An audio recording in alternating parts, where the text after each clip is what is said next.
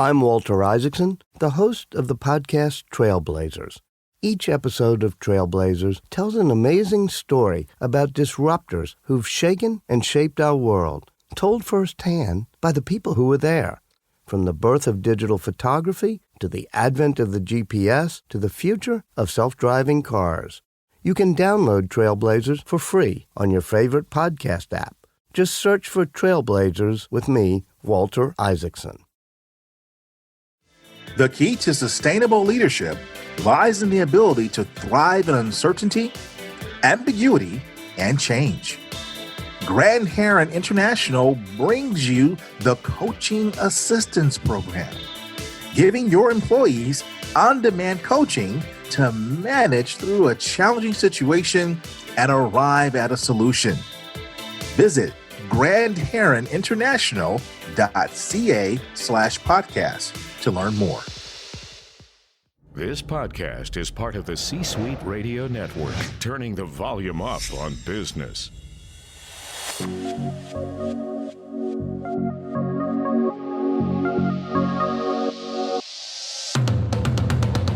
Welcome to the Keep Leading Podcast, a podcast dedicated to promoting leadership development and sharing leadership insights. Here's your host, the Leadership Accelerator, Eddie Turner. Hello, everyone. Welcome to the Keep Leading Podcast, the podcast dedicated to leadership development and insights. I'm your host, Eddie Turner, the Leadership Accelerator. I work with leaders to accelerate performance and drive impact. You're listening to episode 77 of the Keep Leading Podcast. Now, I normally don't announce the episode of the podcast, but in this case, I'm announcing it right from the start because the guest I have for you today, ladies and gentlemen, gives new meaning to the number 77. My guest today wore number 77 throughout his storied career in the NFL. My guest today is Karl Mecklenburg. He rose from a college walk-on and 12th round draft choice to an NFL career that included 3 Super Bowl and 6 Pro Bowl appearances. This former Denver Broncos captain spent his entire 12 years there in Denver.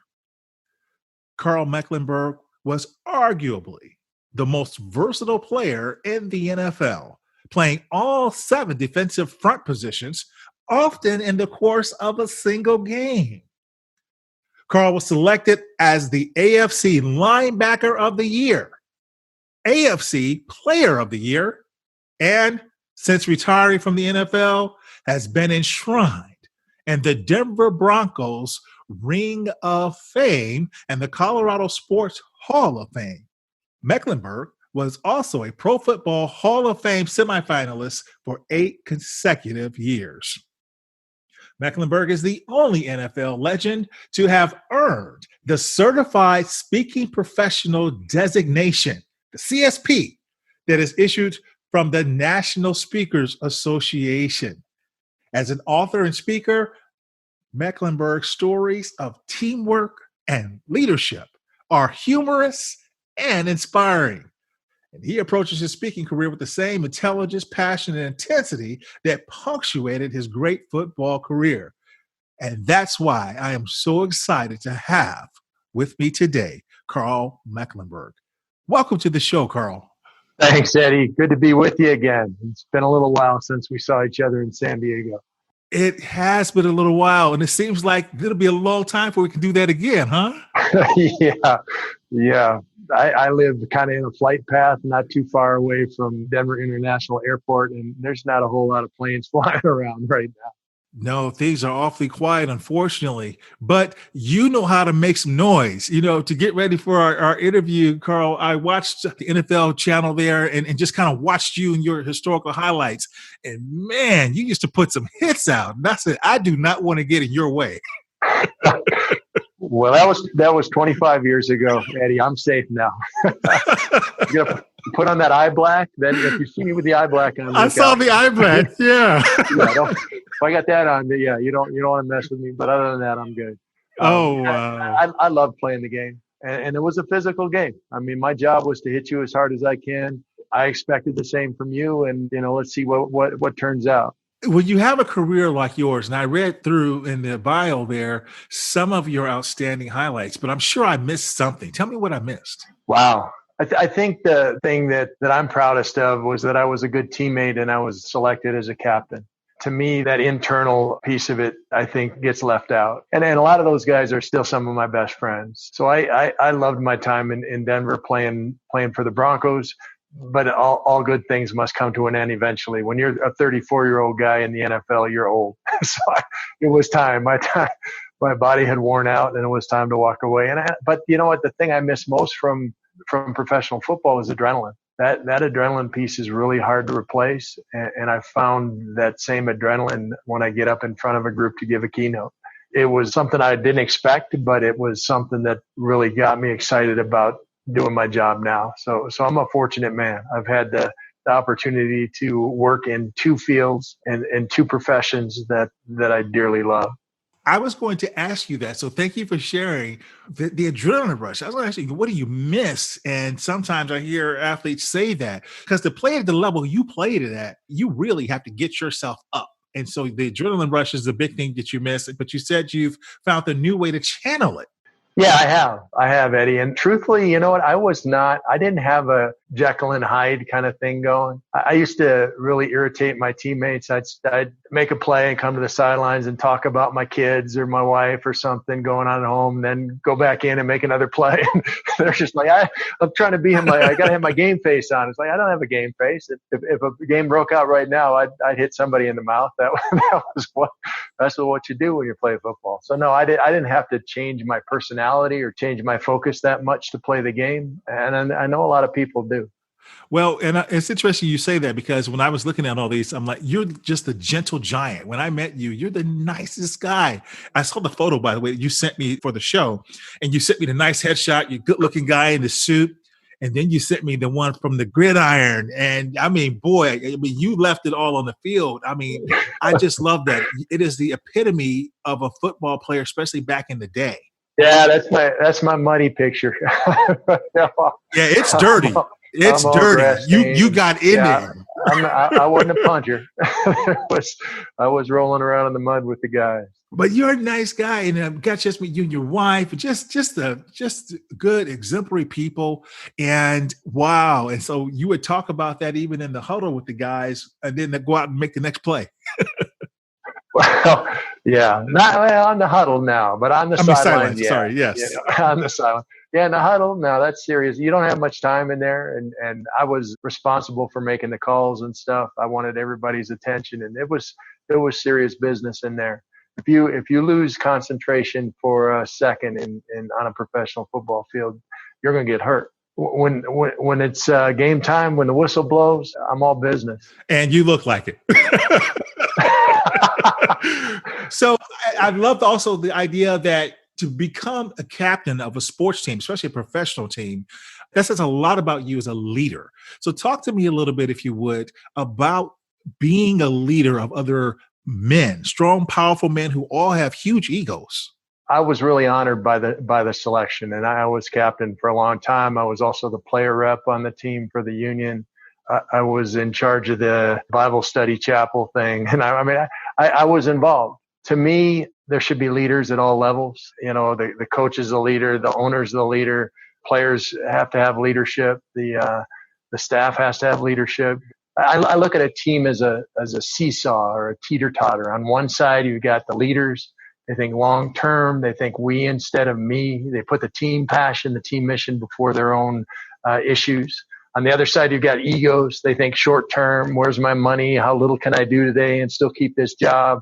And the rest of the team's in the middle. That's the largest group, and it can kind of go either way. So by adding or subtracting a leader or an ego, you tip that teeter-totter, that seesaw one way or the other. And the middle group slides that way, and you've got momentum towards success, or you've got momentum towards failure. That's how it happened in the NFL. That's how it happens in my family. That's how it happens in a business. That's how one person can make a huge difference in a large team concept. And I took that seriously. I tried to find opportunities for leadership wherever I could.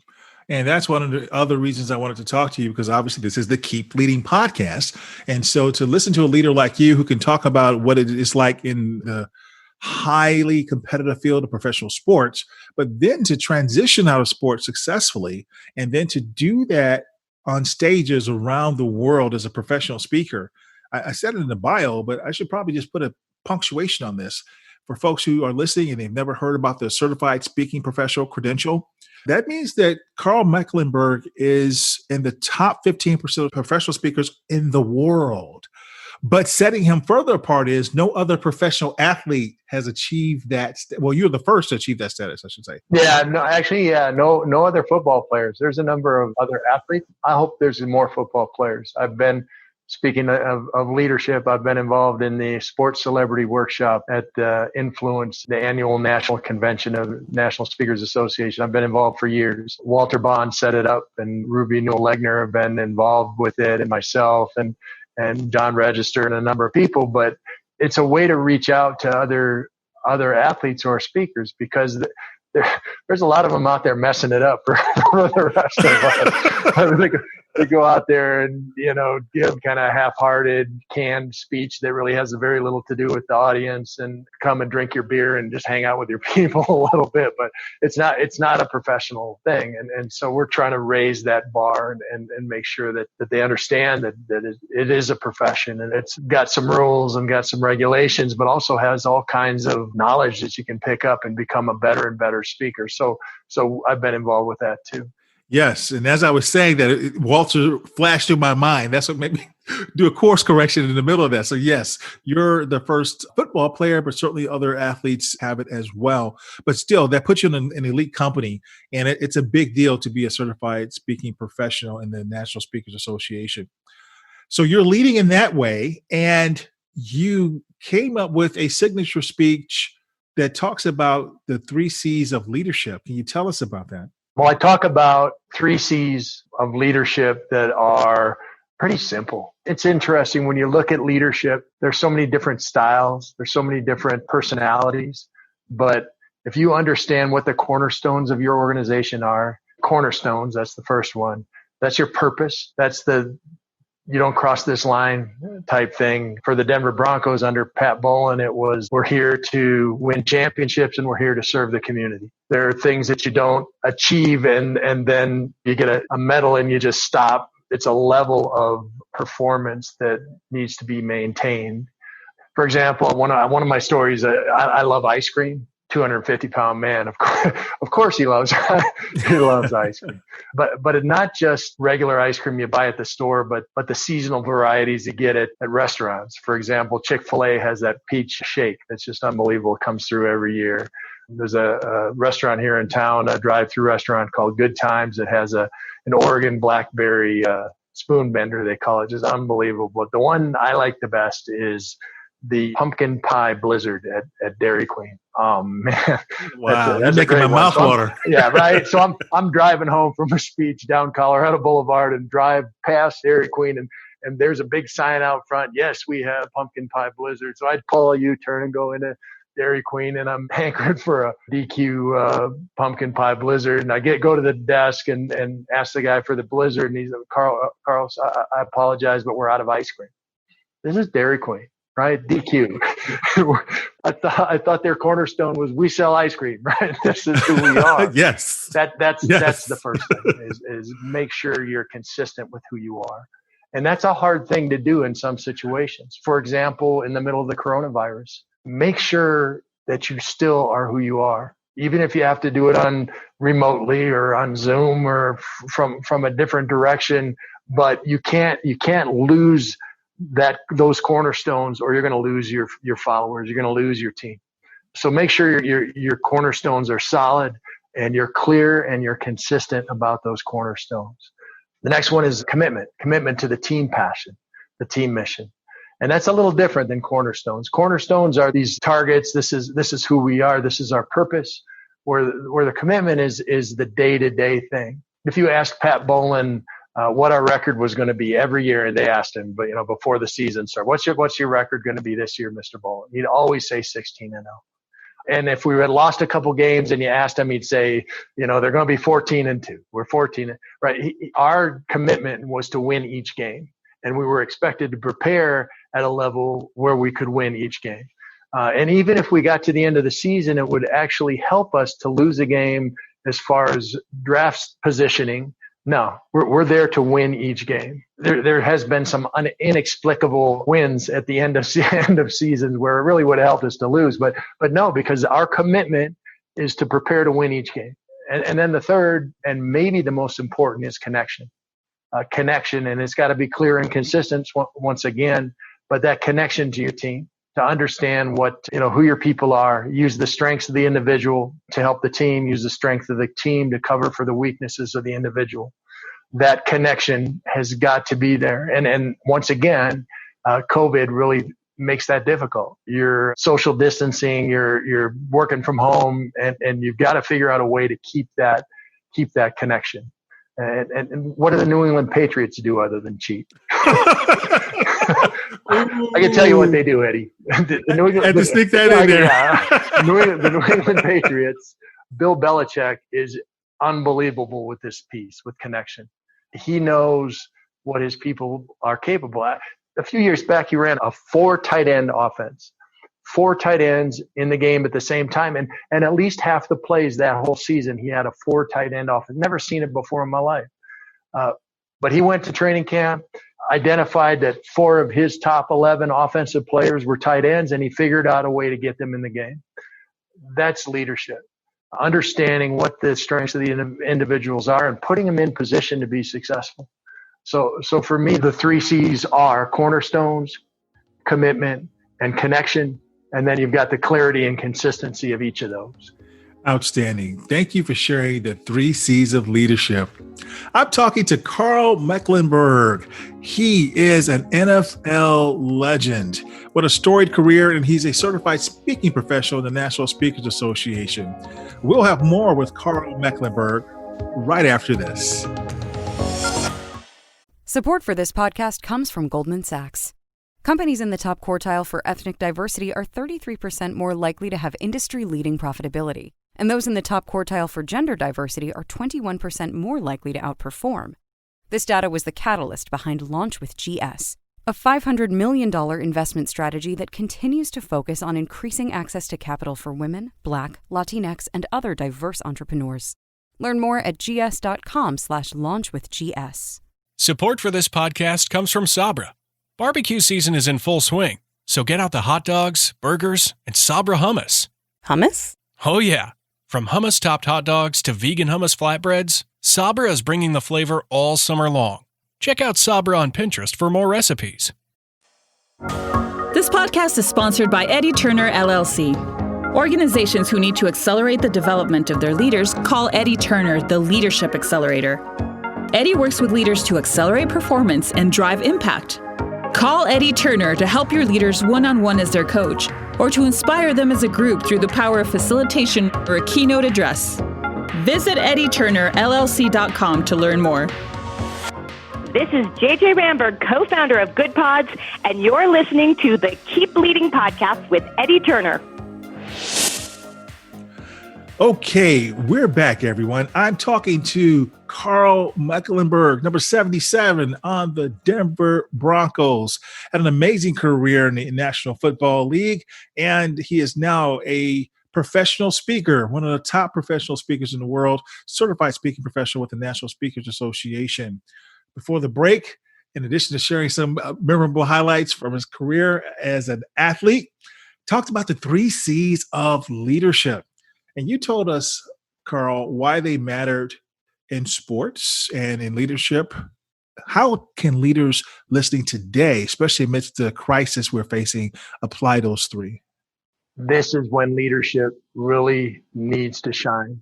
This is when the confidence, the joy of your commitment to that team, to that group, needs to rise. Right now, businesses are closing. They're closing all around. And leaders need to have the ability to circle the wagons and get people heading in the right direction. So for me, that that understanding of what your cornerstones are and that fulfillment of that, even though you're under stress and under pressure, that commitment to the team passion, the team mission of whatever it is for you, whether it's customer service, whether it's quality, whether it's timeliness, whatever it is for your organization. And then that connection. Don't lose the connection with your people. They need you. You need them in these times. And that connection with your clients too.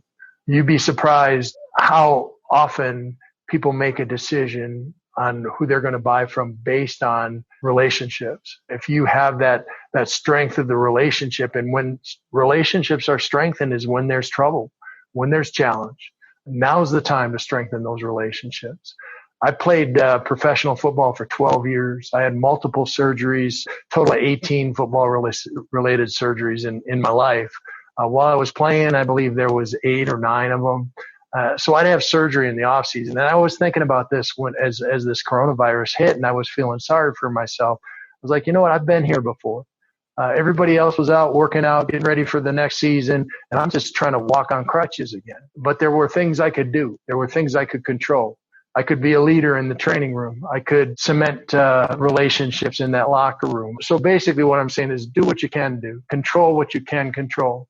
You can't control when the virus gets cured. You can't control when the government decides to let business start again, but you can control some things. So take advantage of those opportunities. I'm doing podcasts like this with Eddie. I'm writing a book. This is my 3rd book. I'm writing a book now. I'm taking advantage of this time to do some things that will help my business in the long run. And I suggest that you do the same thing as a leader and get your team moving in that direction. Thank you. I was going to ask you about that advice for leaders, but something else that you're doing, I noticed. Now, you are a keynote speaker who's spoken on some of the biggest stages in the world, but I saw something on Instagram.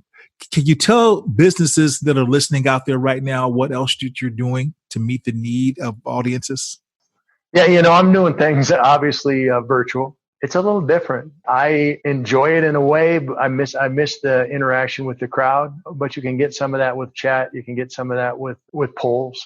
But I'm doing some stuff on the internet through Zoom and have enjoyed it. And the groups that I've had the chance to speak to have enjoyed it too. So I'm stretching myself. I talk about universal keys to success when I'm speaking, and the courage to try new things is right up front. If you're going to keep up in any business and any relationship and just keep up with life, you have to have the courage to try new things. And I tell a story when I'm speaking around a misunderstanding where I tore the Seahawk up at the Museum of Natural History. And it's hilarious. It's a hilarious story, but the point is, you got to have the courage to try new things, even though they might go wrong. And the older we get, the more experience we have, the more likely it is that we've done things that have gone wrong. But that's all right. That's part of learning. Move forward. Everybody loses a game now and then. Learn from it. We go into training. We go to meetings and we watch film of everything that we do. In the NFL, they film every game from 2 different angles. They film every practice, and now they even film meetings. So theoretically, you could sit at a meeting watching film of yourself practicing. So everything's on video. Everything is evaluated. And if you're an all-pro level player, you grade out about 90%. So 10% of the time, you're wrong. And you have to be able to look at yourself and say, you know what? I made a mistake here. This is what went wrong. How do I fix that? You set some goals and you fix it, and you get ready for the next week, and something else is going wrong the next week, and you're expected to set some goals and fix it. It's a sports mentality, I think, that the ability to be honest and forgiving with yourself, look at mistakes, look at failures, and learn from them rather than dwell on them and think you can't do it. Indeed. And so we want folks to know that, yes, you are indeed available to be a virtual keynote speaker. I saw that photo of you delivering that speech, and I just smiled. So kudos to you for making the pivot. And as you said, you're having a great time doing it, and your audiences are enjoying it as well. Well, I appreciate that, Eddie. Everybody needs to change. And truthfully, I think ultimately it'll be a good step. It'll be another offering that I can help people out with. For me, my My job is to help the meeting professional put on a memorable event, and whether that's a virtual thing or whether that's a in-person thing, whether that's a keynote for, I've done 10,000 people before, or whether it's a keynote for 12 people, and I've done them both. My job is to help that meeting professional put on a memorable event. So however I can do it, I can't do it at a meeting right now. Might as well do it online, right? Absolutely. Well, I'm a part of the Marshall Goldsmith's 100 Coaches, and Marshall, when I interviewed him, he talked about how difficult it is for many athletes to make the transition from being a professional athlete with all that that entails to regular life, and talked about the numbers that he's seen in his research in terms of those who go through divorce and go through substance abuse and all the challenges they face. One of the things I was noticing about you and why I said you're such an exemplary man, you and your wife have been married for many, many years, beautiful family, children, you've man of faith, and you made the pivot successfully as a speaker after your career in sports. And now you're making this pivot again. What advice can you give other athletes and other leaders in general about the things that worked for you that could possibly work for them? If you're going to be a professional athlete, you're going to be the best of the best. Why would you settle for less than that when you're done with your athletic career? I'm amazed at how many guys, if you can make it in the NFL, you're very good at learning new material because it changes every single week. You're very good at dedication. The amount of dedication it takes to get to that level of athleticism, lifting, running, consistency, all that type of stuff. You have qualities that will allow you to be successful as you go on out of the NFL or out of college football. I talk about universal keys to success: teamwork with leadership being the ultimate expression of teamwork, courage, the courage to try new things, the courage to be decisive, dedication, which is hard work, constant learning, refusing to quit, desire, that's the dream, the passion, the mission, honesty and forgiveness with yourself and self-evaluation with others, and finally goal setting, reasonable short-term specific steps to get you to those desires, those passions, those missions. You've got those things. Those are so valuable out in the real world. The world is looking for those things. You just need to realize that you're capable of it and be able to humble yourself enough to start at the bottom. I think that's the biggest challenge. A lot of guys aren't willing to say, okay, I'm new at this. I'm a rookie. They don't remember when they were a rookie in the NFL, but that's the challenge, is that humble yourself and start over with that open mind, but also an understanding of what you've already done, and your understanding of teamwork is so valuable in a corporate environment. Good advice indeed. Thank you for sharing that, Karl. What is the main message you want to leave our listeners with today? As you can hear, I'm throwing all kinds of stuff against the wall, but the main message that I give leaders and teammates, and we're all leaders and teammates, is that success is overcoming obstacles on the way to your dreams. I got pulled out of class in first grade and second grade to go to a speech therapist because I had a lisp. I'm a dyslexic who's writing his third book. I'm a slow white guy from the suburbs who was an NFL All-Pro. Success is overcoming obstacles. That's what it is. If you run into obstacles, instead of turning away from them, find out a way through them, find out a way over them, find out a way around them. If you have an extravagant, long-term, somewhat general desire, passion, mission in your life, for me, it was, I'm going to be the greatest football player that ever played the game. I made decisions around that. I made steps and set goals in that direction. And that was the target. Don't sell yourself short, but understand you're going to run into obstacles when you pursue those extravagant desires. When you do, I hope you think about my keys with teamwork, courage, dedication, desire, honesty and forgiveness, and goal setting. Wonderful.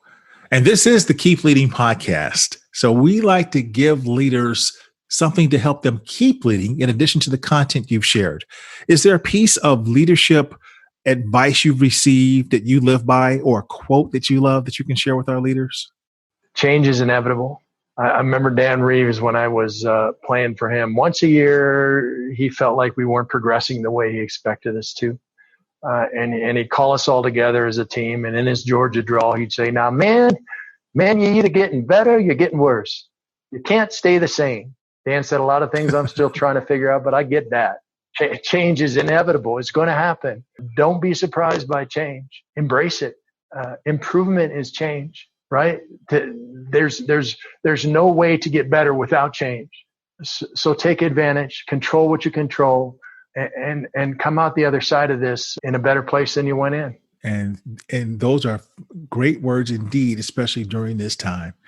Where can my listeners learn more about you? They can go to karlmecklenburg.com. You can misspell it a few different ways and still get there. But it's Karl with a We're going to make it easy for them and put a link in the box for them. Nice. That's a good place to start. I've got a lot of video up on YouTube. I'm on LinkedIn. I'm on Facebook. I'm on Twitter. I'm on podcasts. I'm out there. So my son was bragging me up as a football player. My son's a lawyer here in town. He was bragging me up as a football player to one of his lawyer buddies, and he looked me up and he couldn't find anything about football. All he could find was about speaking, and I was so happy about that. Well, that's a big deal for a speaker, right? Oh man, yeah. I was so pleased. Oh yes, that's awesome. That means you've done a good job on your SEO and rewriting the algorithm out there, huh? Apparently so. I don't know. Maybe I just threw enough stuff out there that it's no, that's huge. Yeah. So yes, I'm out there. You can look me up. You'll probably find a lot of places you can buy football cards and jerseys and stuff, but there's also a lot about my speaking too. Yeah, I love that. That's a great story. We wouldn't have gotten that story otherwise. So thank you for sharing that. So we're going to make it easy. We're going to put it in the show notes so that folks who are holding their devices or who visit the keepleadingpodcast.com website are able to easily connect with you, follow you on social media, book you to give a virtual speech, and certainly face-to-face when that day comes back around for us. I appreciate it, Eddie. Thank you so much for your time. Thank you. It has truly been a pleasure to have you on the Keep Leading podcast, helping us all to learn the C's of leadership. And thank you for listening. That concludes this episode, everyone. I'm Eddie Turner, the Leadership Accelerator, reminding you that leadership is not about our title or our position. Leadership is an activity. Leadership is action. It's not the case of once a leader, always a leader. It's not a garment we put on and take off. We must be a leader at our core and allow it to emanate in all we do. So whatever you're doing, always keep leading. Thank you for listening to your host, Eddie Turner, on the Keep Leading podcast. Please remember to subscribe to the Keep Leading podcast on iTunes or wherever you listen. For more information about Eddie Turner's work, please visit eddieturnerllc.com. Thank you for listening to C-Suite Radio, turning the volume up on business.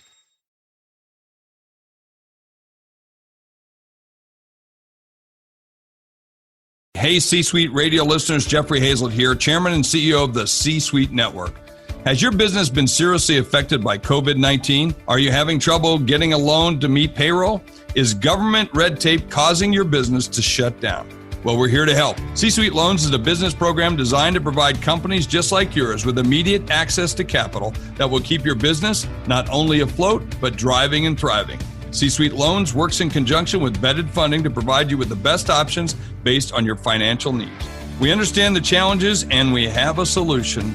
Visit csuiteloans.com today to learn more. Once again, that's C-suite, S-U-I-T-E, loans.com.